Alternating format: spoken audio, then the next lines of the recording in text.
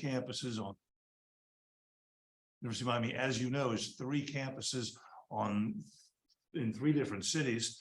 And that sometimes is a challenge for interinstitutional, multidisciplinary, and interdisciplinary collaboration. What you see before you is a panel of colleagues who, in fact, I think really are able to embody that aspect of us when we are at our best, namely, we're able to collaborate across disciplines and in fact, across campuses. My name is Ken Goodman. I have the privilege of directing University of Miami's ethics programs in our Institute for Bioethics and Health Policy. And also in the current context for the Institute for Data Science and Computing, Data Ethics and Society program, which seems like a really good transition to ask Nick Sinaramis to say a little bit about himself. Thank you, Ken, and thank you all for being here and virtually. My name is Nick Sinaramis. I'm the director of the Institute for Data Science and Computing. I'm also the vice provost for research computing and data at the University of Miami, and my faculty appointment is actually at the medical school. Without further ado, I will introduce Joanne. Joanne, if you want to say a few things about yourself. Thank you. Hello, everybody. Thank you for joining us. I'm Joanna Johnson. I'm an associate professor in the Department of Writing Studies, which is in the College of Arts and Sciences on the Coral Gables campus. And I think I've been invited here today to talk a little bit about the implications of writing writ large, if that's not too broad a term. Right. So what we have, therefore, is the director of our Institute for Computing, given one of the most interesting, challenging, and controversial topics in information technology in a while. We have the head of the university, the Department of Writing Studies and Arts and Sciences. I know Dr. Johnson's been working with colleagues across the campus for quite some time. And I have the privilege of directing our ethics programs, which also is university-wide. As you know, we are here because it seemed to us that the challenge of text generation, namely computer programs that are actually able to generate well-formed text in response to all kinds of queries, and well-formed code, computer code, in response to queries, has actually captured the imagination of everybody in the academy. And so what we thought we would do is share a few thoughts about, among other things, the issues in computer science, the issues when it comes to writing, and as a thread, if you will, throughout it all, the ethical issues that this raises. And so I guess we want to be able to have an exchange among the 3 of us, and then make it easy for you on Zoom, and I say there are quite a few people now, to be able to ask questions when we've had our chance to share a few thoughts from each of our perspectives. Nick, did you want to go first? Or I think perhaps, John, perhaps they can give us a little bit more about John, why don't you? And some of the aspects of writing and why we actually write, human beings, right? So that would be a great thing to start. And also because, in fact, some of the challenges that colleagues across the world now are encountering when it comes to concerns about students making potentially inappropriate use of text generation programs. Dr. Johnson. Thank you. So, I think there's a number of things I could say, and I know that the university has got quite a few events planned in the next couple of weeks that will address various aspects of this conversation. In particular, there's one specifically on how it's going to impact our teaching and learning. So I'm going to touch on that briefly because that's part of what I want to talk about. But I'd like to talk a little bit more conceptually about what ChatGPT is potentially for us in the academy, and how that might affect us and the ways in which we go about writing. One of the distinctions, and how our students write, and one of the distinctions that I've been thinking about as this has come to fruition. So I'm sure most of you on this chat have already on this Zoom have already had played around with ChatGPT. If you haven't, I really recommend you do. You will be astonished at what it can achieve. And of course, this is causing great waves in the academy. Great waves is what it means in terms of how we assess our students, how we assess the production, how we assess knowledge, how we assess the extent to which our students understand what we're teaching them. And this is interesting to us in writing studies, obviously, because this is our business, but in the same way that various kinds of applications or various kinds of technologies have come our way in the past, I think this is something that we need to It's not a case of either hand-wringing or embracing it wholeheartedly. I think we need to be circumspect and cautious about what it means and thoughtful about what it means. I think ChatGPT can be very, very useful to us in the classroom. And the distinction that I want to make is especially that writing, and this is what we've been doing in writing studies for many years now, writing to learn, the concept of writing to learn is something that I don't think ChatGPT is going to affect us, other than I think ChatGPT as a tool, or any kind of AI text generated tool, can actually really help us. How, for example, we can ask our students to plug in the question that we've asked them in the classroom and see what ChatGPT comes up with, and we can compare the answers to what we might otherwise have written. So there's a distinction there in terms of how it can help us in the classroom. To the other piece of it that of course is causing some people some consternation in the academy, that we're concerned about the ways in which our students are going to use it for nefarious purposes. And we can certainly talk about those kinds of things. But when we think about writing to learn, and we think about integrating the principles of writing to learn in our classroom, so a lot of what we call low stakes writing exercises, so not writing as a way of evaluating how much knowledge our students have, but a way of accumulating and augmenting that knowledge, then ChatGPT, I think, is really a tool, just one tool of many to assist us to do that. So I think we need to have sort of long conversations about what it might look like in our classrooms. I've heard from and I can certainly talk about that more if you have questions about it, about the kinds of things we might do with our students. But two, what I also want to say from my writing studies colleagues nationally is that there seems to be the concern seems to be coming more from disciplines in STEM subjects, because of what STEM subjects, how they assess knowledge in those disciplines, where of course ChatGPT I think is potentially more problematic. And I'll let my STEM colleagues talk a little bit more about that. But for those of us, and I'm not necessarily saying that writing studies is exactly humanities, but it is in the sense that we work with words and we work with the production of language. We in the humanities have worked with words and language for decades, forever. And so in some ways, perhaps paradoxically, I think the humanities disciplines have already got many of those tools, are already equipped with many of those tools of how to incorporate new technologies in the classroom, because fundamentally what they're doing is working with writing, and we're working with human writing. We're not working with machine writing, and we can compare the two. And I think that's one of the important distinctions to make too. So I'm going to stop there and pass over to my colleague, Nick. Great. I'm just going to remove this because it's easier actually, instead of to just move the microphone instead of moving the whole thing. So, I have a couple of thoughts and comments and so forth. When I first heard about the ChatGPT, actually it's not new. So the chatbots and generating actually text or generating music. Do we have any kind of people from music actually here on Zoom or something like that? One can put a hand if it's from music. So you all know, if you're not from music. So actually there are the equivalent, AIs, if you will, that they generate music, and they have been doing this for many years now. So it's not that new.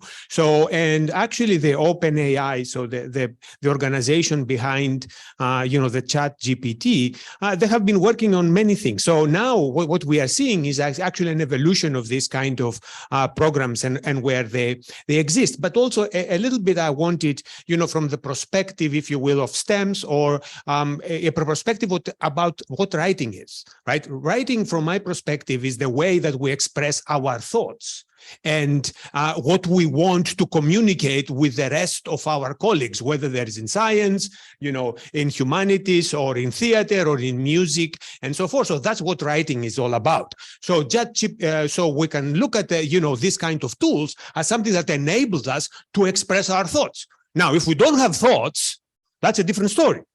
So I think that's something that, that's in theory, this is what we are doing at the university and through the education, all these years, is to create thoughts, to have new ideas. And the way that we express these new ideas is through speech, right? So we learn how to talk, but we also will learn how to write.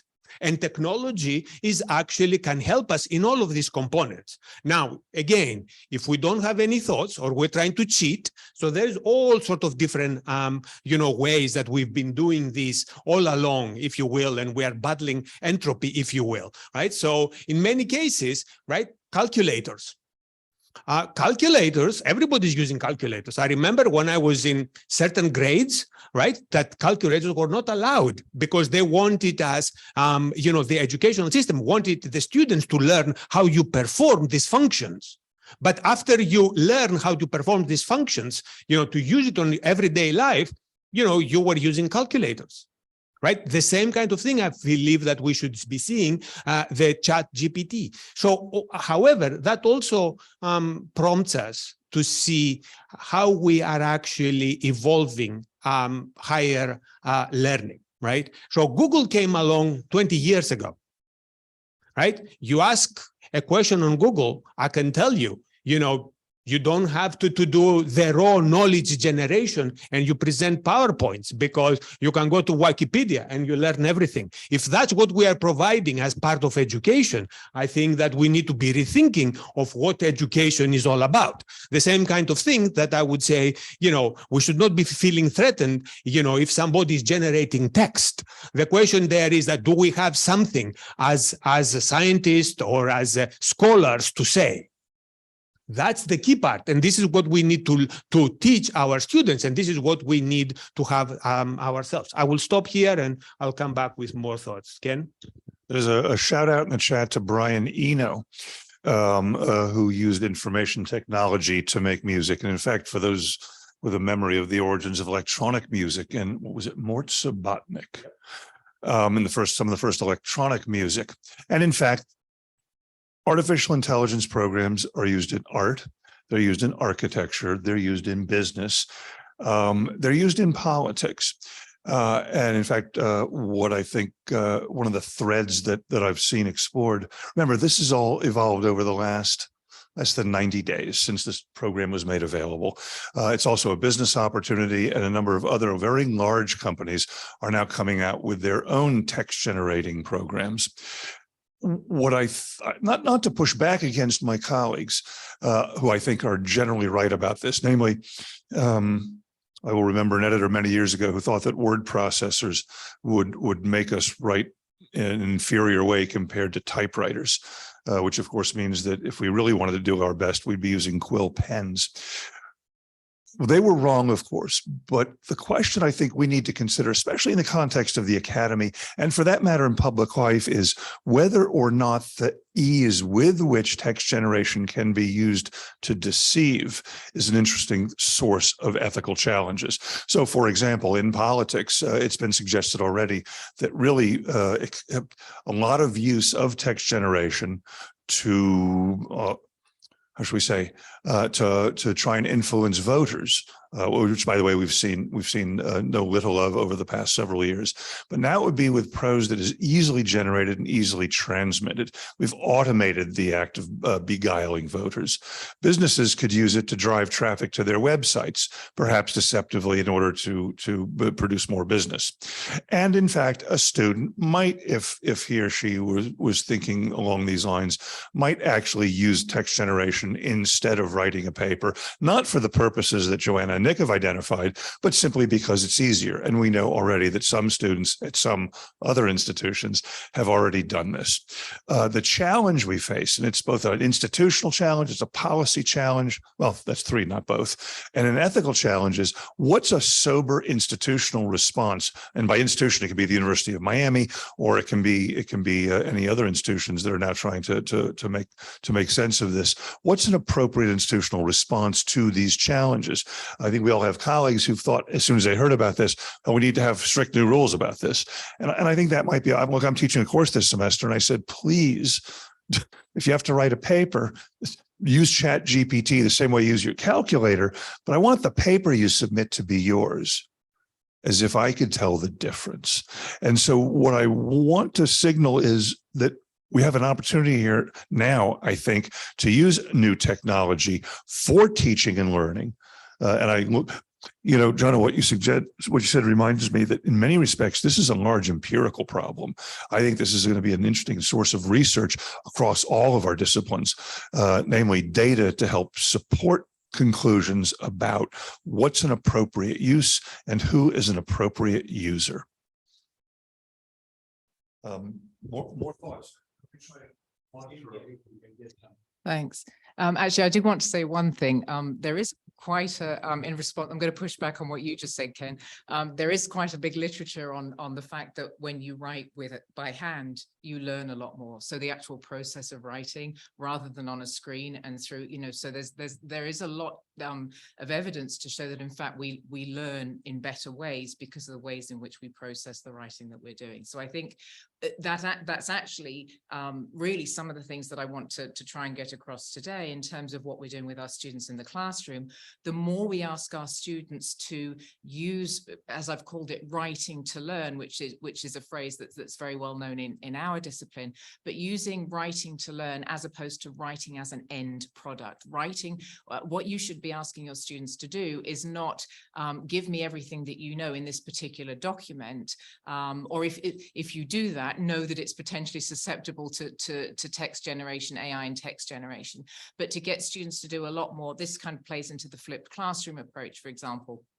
Get students to do a lot more work in the classroom that you see them doing, to use their quill pens, to use pieces of paper. They certainly don't have to do that. You can have them, of course, use their laptops and Google Docs or whatever else you're using. But to see them work with writing in the classroom, I think is a really good way and is pedagogically sound anyway in terms of thinking about the ways in which writing can be used in the classroom to improve our students' learning.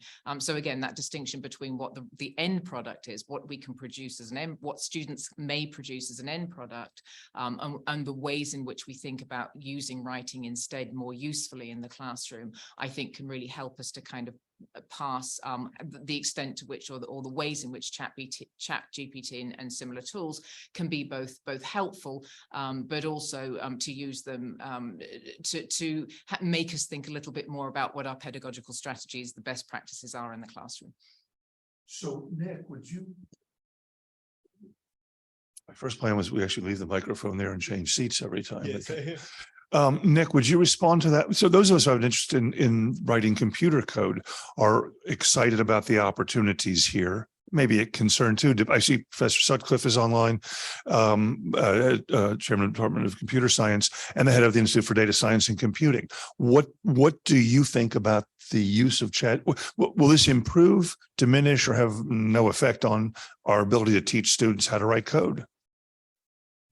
I'm not so sure that, that will have, tremendous. So what it will make is that it will popularize it and democratize it, and more people are going to be writing small amount types of code in order to generate. So that's how I would say. But if you are going down, I think that in order to create something like the ChatGPT or other kind of programs like this, it took a lot of people, a lot of time, and a lot of code to write those. So don't underestimate that. So this took years to come. It wasn't like somebody push a button and all of a sudden all of this.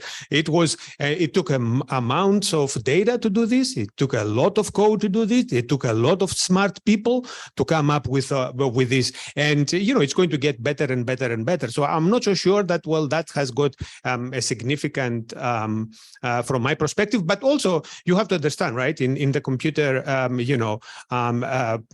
software development and so forth, you have libraries where code is generated automatically, right? So the libraries are not, nobody's going and write code at the hardware level anymore, right? So there's all higher level. So I don't think that we see an evolution. I don't think that this will have a significant effect on that part, except I think that there will be a lot more people that they will get more interested and generate, if you will, I don't want to say text easy. But Ken, I wanted to respond to something that you mentioned about, some of the concerns in terms of, ethical, regulatory aspects. And I think that we all need to be aware about all of this, right? And this is all, I would put it in the context of technology, because technology is moving very fast. And this is what we are seeing here.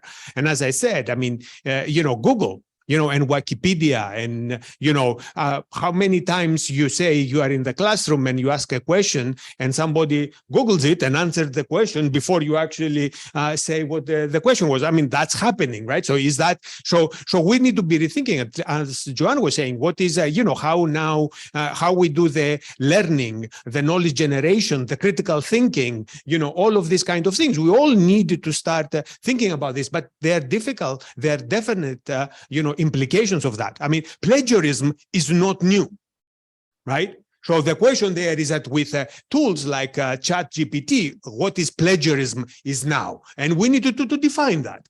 But plagiarism has been around for since the beginning. I would say that humans start, communicating, and that's something that we have rules, regulations.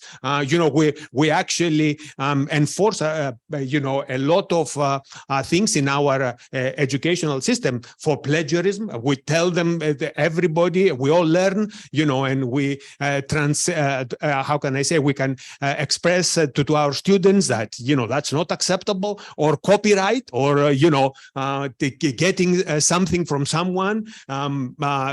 So these are all kind of concepts that definitely, in the new technological era, I think that we need to redefine. And I think that's a very good point that you are making. And I hope that, ChatGPT and equivalent technologies, not just the ChatGPT, will get us to talk about this and talk with our students, talk amongst ourselves, and figure out what is, the future. I see Professor Cairo is on. He's put a very long comment in chat. And also one of the directors of IDISC and a fellow in journalism and communication. Professor Cairo, could you unmute yourself and share a few thoughts, mainly so I don't have to read your comment out loud? Would that be all right to ask you to do? Yeah, sure. Thank you for this great conversation. It was just a rambling message, because what you're saying sort of like connects very closely to my thoughts. So, I mean, you all know that I work in data visualization and infographics. I design diagrams, but I also write. And the way that I teach data visualization is very similar to the way that I would teach writing, which is that I don't see writing as a tool for communication or even to record messages. Writing is essentially an extension of our cognitive capacities. It's a way to reason. And you will have all experienced all this, right? When you write a paper, the sheer act of writing the paper helps you think better about the paper. And I'm writing a new book right now in which I defend all these ideas of envisioning writing and visualization as crafts. The very process of engaging in a craft, sketching something out, creating a diagram, writing about it, those are just not communication tools. They are reasoning tools. So I've never taught writing, so I cannot speak about how writing is taught or should be taught, but I sometimes get a feeling that our students are too oriented towards getting the final result. Like getting and I usually say, yeah, sure, I will grade the final result, but enjoy the process. Right? Enjoy the way that I teach visualization is that I give them an assignment and then I don't grade them based on the final result. I grade them through the different versions of the assignment that they send me every week, to which I give feedback, constant feedback. They show me something, I give them feedback. They show me something, I give them feedback. And what I grade is the sort of like that process, right? So I try to move them away from the final result. I want them to focus their attention on the process of engaging in the craft. And obviously with new tools such as chat, GPT or whatever, I use it just a little bit. So sure, you can write code with that, but and obviously once you know how to code, that can be a lifesaver. It speeds up the process of writing code. But if you want to learn coding, you need to sort of like at least learn the basics by writing it yourself and see what it does. So again, it's not that different to writing. It is not that different to visualization. It's an extension of our body, right? In some sense, a cognitive extension of our body. Again, anyway, I'm rambling more than in the message. I apologize, but I enjoyed this discussion. Thank you. No, thank you very much for that. In fact, you allude to a very important distinction that we make in a number of disciplines, perhaps especially philosophy, between knowing how and knowing that. What I think Joanna's pointed out is that sometimes in writing you can collapse that distinction, or one helps you with the other, or the other helps you with the one. The idea that we might be able to communicate better if we could only calculate or compute better is sometimes attributed to the philosopher Leibniz, who famously said, "Come, let us calculate together." He thought that would reduce all human misunderstanding. If you were here, I'd say, how's that working out?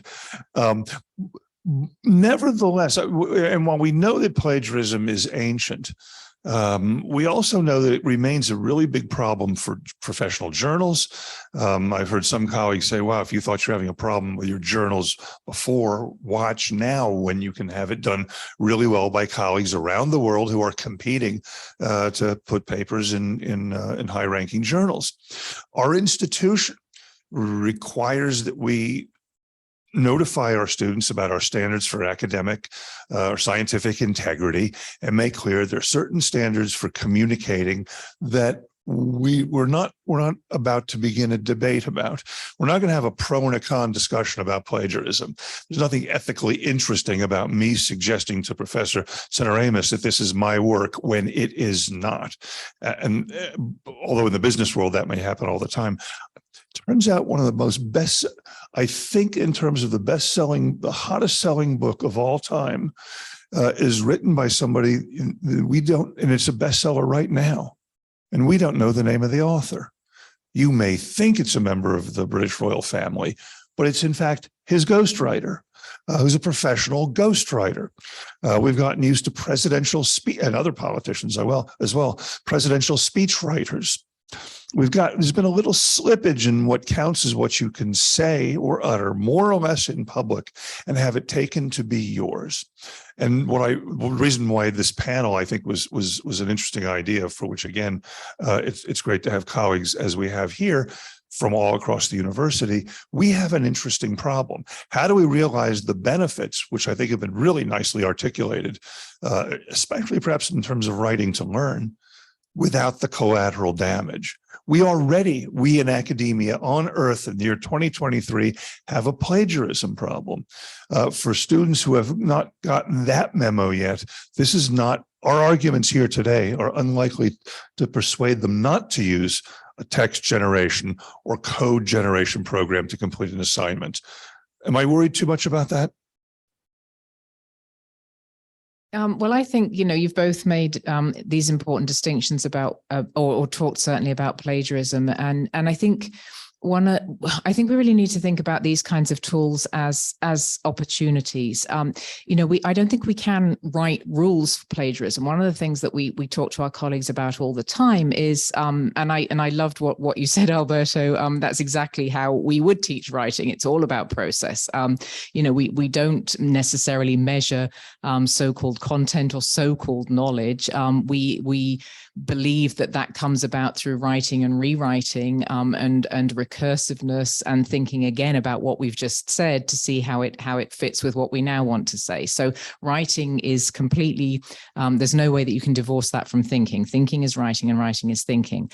And so I see something like ChatGPT and to come back to the plagiarism thing is that actually this is an opportunity, because if we implement more of those kinds of ways of learning in our classroom, that actually means that ChatGPT by definition becomes a tool to do that, because there's no way that a student would want to or be able to or would find it useful to use ChatGPT for any other reason other than to see how it might work to make them think differently or think to rethink what they've already begun to write. So in some ways, I think, we need to have, and I know several colleagues on this conversation are also having a session on teaching and learning and what that looks like with ChatGPT. Those are the kinds of conversations we need to have. What are we doing in our classrooms? What does it look like? And with regard specifically to plagiarism, again, this has always been the case. We've always had plagiarism, but programs like, for example, Turnitin they're not plagiarism checkers. Yes, they're plagiarism checkers, but your job, our job as professors, our job as faculty is not write me a paper, run it through Turnitin, and bang, you're done. That's not the way it works. We should be working with our students to understand why they cite the way they do, why they give credit to other people, why they synthesize what they do, and how they synthesize in good and meaningful ways. Turnitin might check for the end product, but it's not actually going to check whether the student has learned anything or what that process is about. And for us as faculty to say merely use Turnitin as a way of checking for plagiarism, I think is us not doing right by our students either.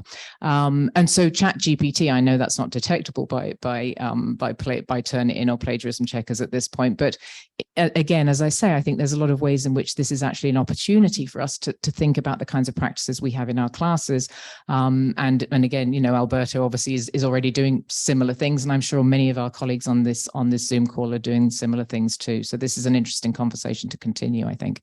We have an important question. A special welcome to Angel Bush, a director of Black Women in AI, who gave a wonderful presentation in this room a few months ago for the Institute for Data Science and Computing. Angel, are you there? Can you hear us? Please, and thank you, by the way, parenthetically to Esther for helping me with identifying important comments in chat. Angel, are you there? Yes, thank you so much for allowing me to speak.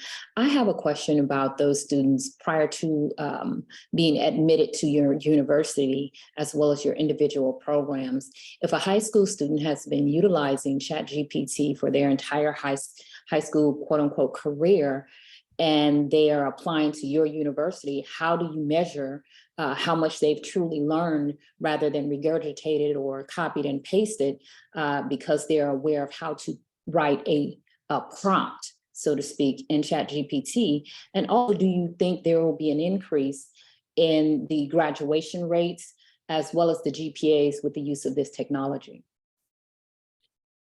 That is a really good question.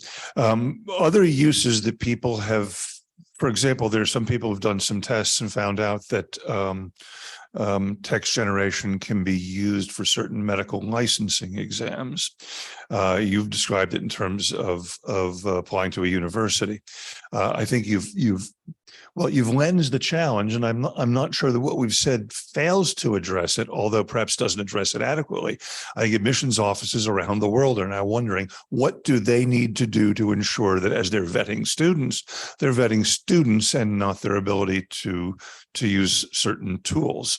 That may be a good thing to evaluate, but in terms of an essay for applying to a university or any other kind of exam or test or assessment that traditionally uses writing, we have our work cut out for us. And that's a great question, Angel. Thank you very much for that. By the way, you asked a question, and the answer, I think, I have no idea. Does anybody know? I'm not seizing the microphone because I actually know the answer to this, but I've got some comments. I think this is evolving.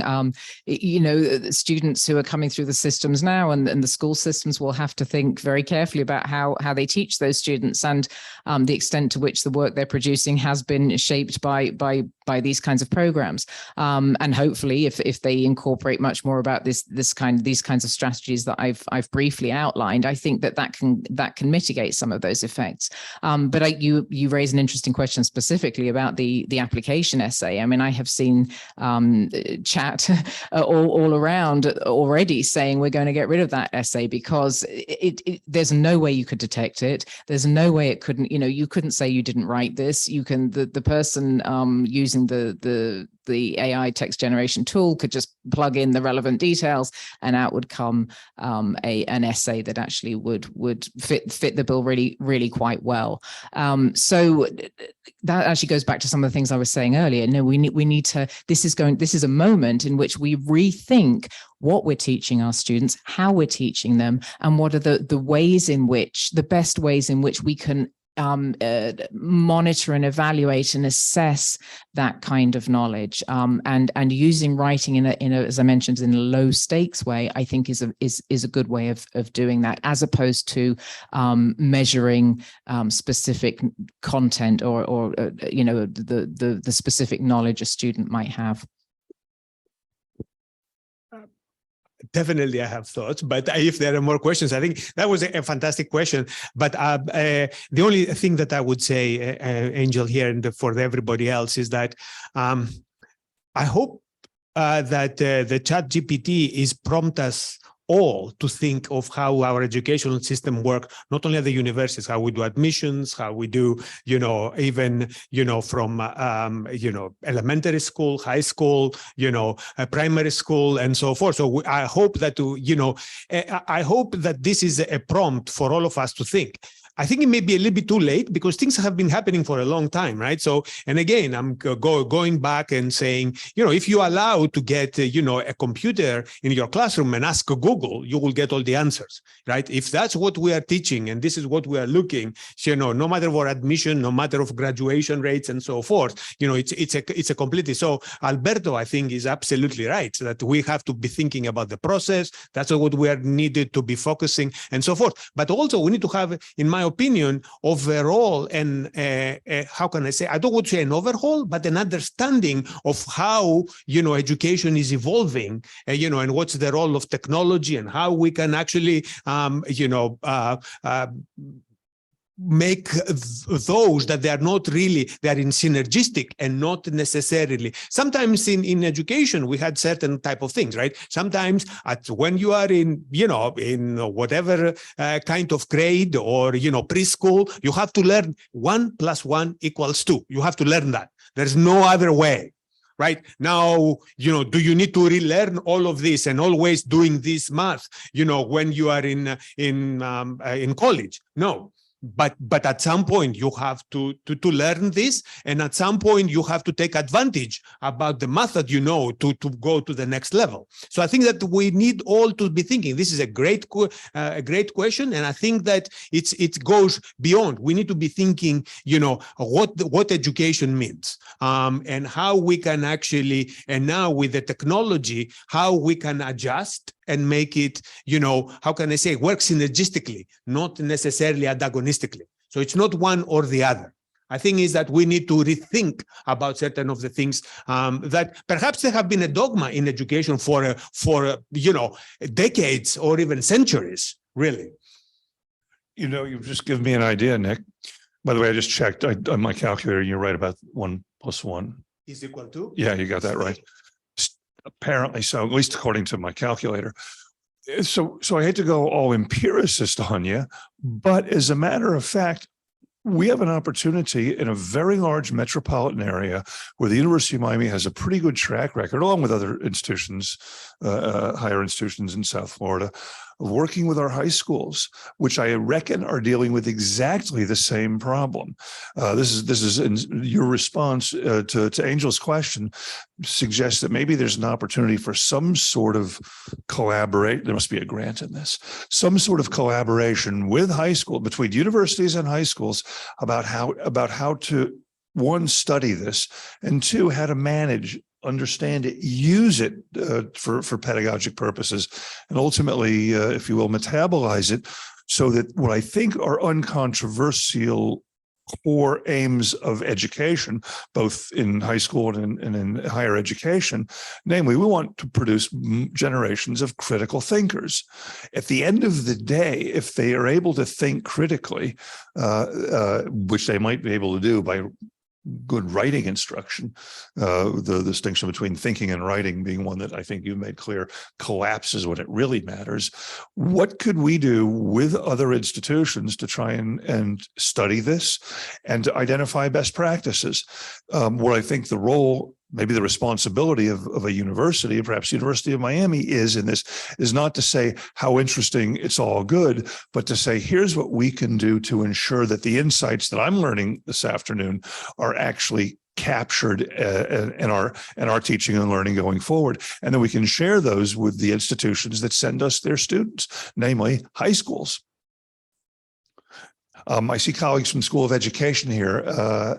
I see Dr. An, for example. I think actually we the next time we do one of these, we need to have people from this was a target of opportunity, involved writing, it involved computing, it involved ethics, and so hence the three of us. But what I think, and I'm sure University of Miami leadership would love to support this and encourage it, is more of these open fora and dialogues to address these issues, to support our colleagues in the chat now, which I'm trying to look at with one eye while I'm looking at the camera, which is causing an interesting phenomenon. You all online are making, I hope, in fact, Esther, please do save this, because these are really important comments about how we're responding, how we're asking students the role of oral examinations. I mean, the history of, well, the doctoral examination crucially includes an oral examination. And that antedates all of this. And so we may have an opportunity there to revivify things that have worked well in the academy for quite some time. Are there other online, once again, there are a lot of good comments. Anybody else online want to unmute and ask a question or make a comment, please?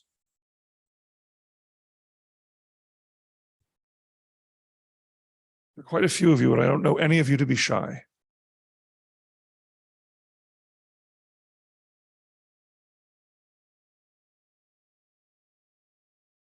And the number keeps increasing, which is interesting. Let me then, by way of not provocation for the sake of provocation, but provocation because I'm provoked and uneasy. I'm uneasy about things I don't understand. We've been having debates about artificial intelligence and its proper role in all of, well, across the curriculum and frankly, across all of the professions. When, under what circumstances and by whom is it appropriate to use an intelligent machine?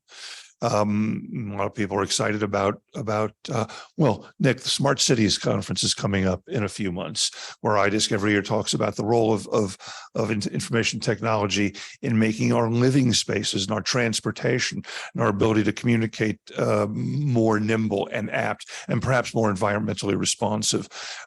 We've seen their challenges in transportation. We've seen their challenges in the health professions. I'm quite interested. So we have now programs available, some of which we used during COVID, to try and predict whether certain patients would die or not in a critical care unit. We call those prognostic scoring systems, and the literature so far over the past several decades shows them to be, on balance, and in many circumstances, although not all, more accurate than humans. That is, computers can more accurately than humans predict who's going to live and who's going to die in a hospital. That makes for a very interesting ethical challenge about who should be using these machines, or whether, on the other hand, and I'd be curious to know, Nick and Joanna, whether or not you think that the availability of the technology not about whether it's permissible or not, but whether it might in fact be obligatory in certain kinds of businesses, in certain kinds of professions, in certain kinds of services. It would be irresponsible not to use some of these machines, and I'm wondering whether there's a tipping point when it comes to text generation or code generation or music or architecture or image generation, where we'd be irresponsible not to be, if not using it, at least fooling around with it a little bit. Okay, I'll take that. This is great. These are great points, actually. Ken, and I think that you are touching, and as always, I think there are certain aspects, if you will, and certain applications you can say that this is great. I mean, you were taking the writing at this point, right? So there is a lot of things that we are doing, and I would say in both in scientific, fields. Or in industry as well, where we write, reports, and we all have templates, right? So we've been doing this since the beginning of, that we had computers, right? So the templates. And then we only change a few things. How many of you are writing recommendation letters and you have templates? Come on. Right. And then you just adjust a few things here and there we all do that. Right. So, I mean, and again, so there are certain aspects that I would say that, things are going to be extremely helpful, and the machines to some extent they can process information much faster than humans, and that's what we have to take advantage of that, and make actually the human living better. So we should allow the machines to do what they do best and what the humans are doing better. So for example, as Alberto was saying about the process, the creative thinking, and all of that part, right? So we should, and all of these things change, right? So as the technology becomes more and more sophisticated and we feed it with more and more data, I think that, there is also the barrier is going to be pushed. That's why we also need to be all vigilant, but not just vigilant, but we also need to be aware of what's happening and being able, to, I would say, put some societal controls, right? What is acceptable in our society, in our community for doing X, Y, and Z. So it's up to us. So if we actually delegate that responsibility, I think this is where we have started having, the problems and so forth. And I like what you said, Ken. This is up to us to actually study the phenomenon, to figure out, the best practices, where it's good, where it's bad, what is acceptable, what's not acceptable. So this is the role, in my opinion, of the higher education institutions to do that. And as UM, I think we should be doing that, and we should be in the forefront of trying to understand how far we can push the envelope, what is acceptable and what's not acceptable, and how that influences, the educational system, businesses, whatever it is, the most appropriate, field. So. Really to concur with that, and to say, I'm not sure what our ethical responsibilities in terms of saying X program should be used in X situation. I mean, that those are individual, and you'd need to debate that. But I do think we have a responsibility to be aware of what's happening and how it might be used and what the implications of that are. And as educators, to be more understanding of how that how we work with our students, as we've talked a lot about. And I would also like to, I think it's really important too. I mean, my colleagues here are, they're in the business of AI, and this is not new to them in terms of what's been happening over many decades. But to me, in fact, it's it is very new, and I'm glad to be on this panel. But I'm not an expert. I'm not an expert in AI and text generation. I think I have some ideas about how we use writing in the classroom and how we get our students to think better through writing, and how we can all learn to communicate better. But I'm interested in this and have thoughts about this because I think it's my responsibility to be aware of it. And I think that's true of everybody at our university, because it's going to affect us all. I've made it my business because I think it's important. I want to stress that. I don't see myself as an expert. I don't think anybody is an expert at this point. This technology's been out for 45 days or something. But I think we do have a responsibility as good educators to think about how it might affect us and our students. Just one comment. I think that this is great, Joanne. And my point is that we all need to become more and more aware. Some of us are more aware at different times, but I think that we all need to become more aware about what is happening in our fields and so forth. So, for example, in this kind of fields and natural language processing and text generation, actually the people that they were behind that, they were not really your traditional computer scientists. They were actually linguists. Do we have anyone from the linguistics department here? So actually, these are the people that are actually behind, some of the cutting edge kind of research in this field, right? In natural language processing. These are the people that they've been studying this for decades, and how you can actually extract meaning from the text and so forth, and how you can actually make a connection. So they were not technically your technical people. They were actually people that they were studying linguistics. You mentioned that, and I'm noticing the time, and I think we're going to try and draw to a close soon, especially. 3 hands up. Oh, excellent. That's behind my back then. Just a brief grace note on that. Our colleagues in machine translation and natural language processing originally caused great consternation for human interpreters. And in fact, the art of translating a text, for instance, I think is still something that you would argue that on balance, humans continue to do better.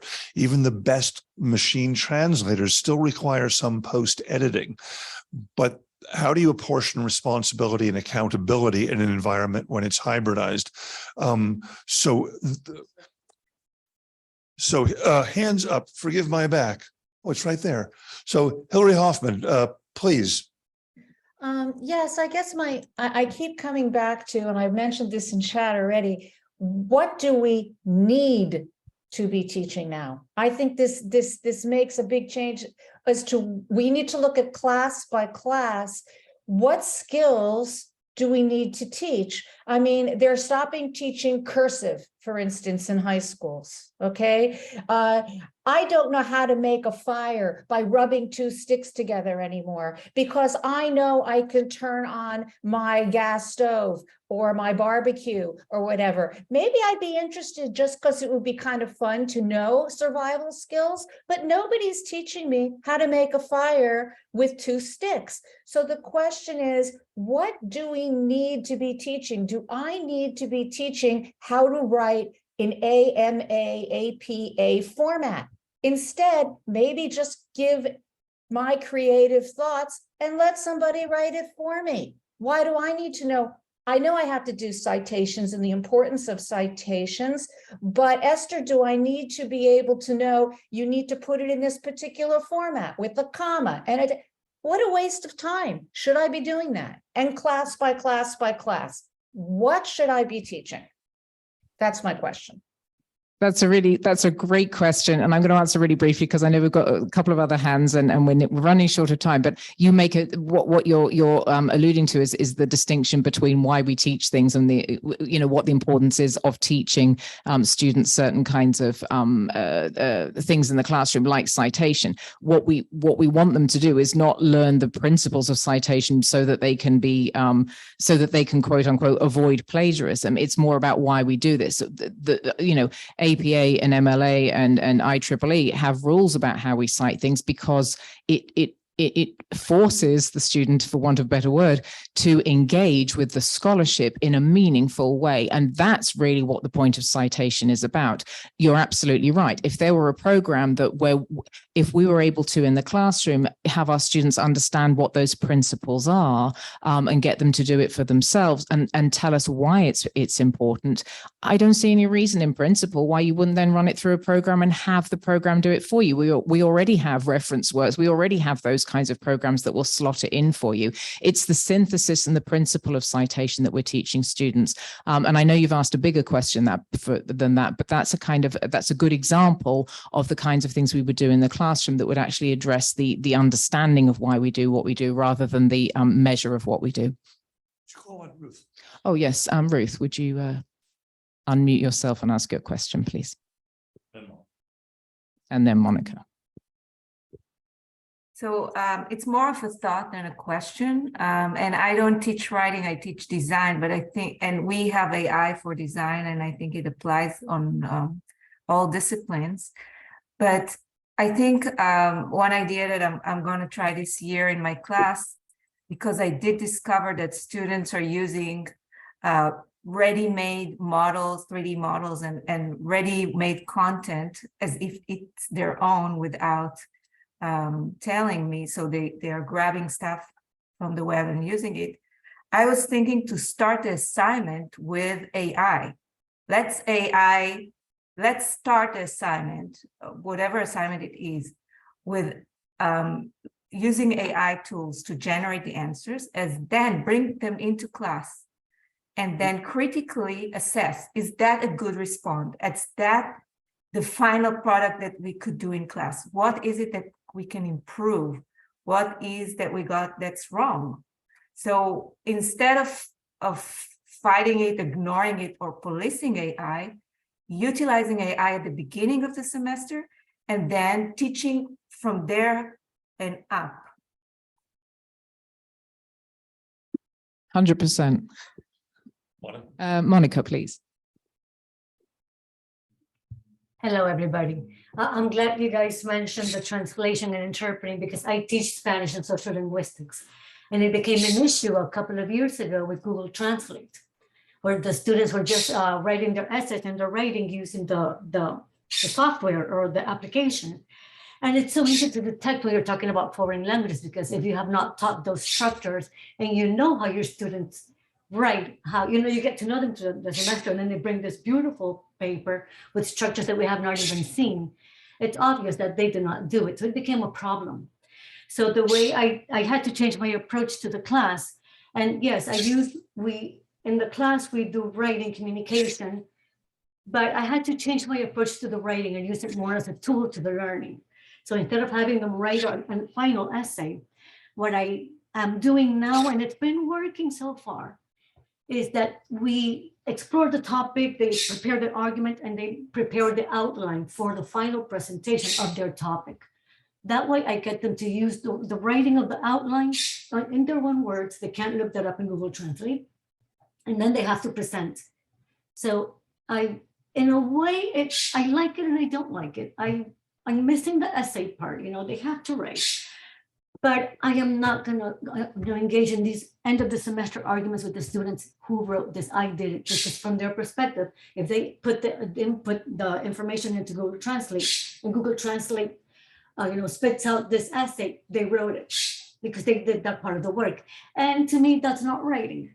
So it's a lot that we still have to learn. So I'm very thankful for your presentation because I have so many ideas. And then we might therefore today have done something useful. It is our job in the Academy, I think, to spark those ideas, to think more about them, to share them, and to do research that helps us respond better to these challenges. We live in an extraordinary time, and that we have the opportunity here and elsewhere to weigh and study and communicate about these issues is among the reasons. Well, there's an old graphic that shows that the human brain plus a computer is sometimes better than the human, but it's also better than the computer. And when we use these tools appropriately, we've done something really extraordinary.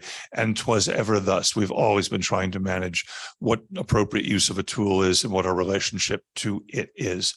On that note, I think it's appropriate to close. I want to especially thank Joanna Johnson from our new Department of Writing Studies at the University of Miami and the University-wide Writing Programs, Nick Centeramus from the Institute for Data Science and Computing. My name is Ken Goodman of the university's Ethics Programs and our Institute for Bioethics and Health Policy.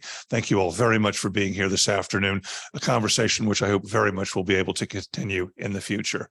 On that note, thank you and goodbye.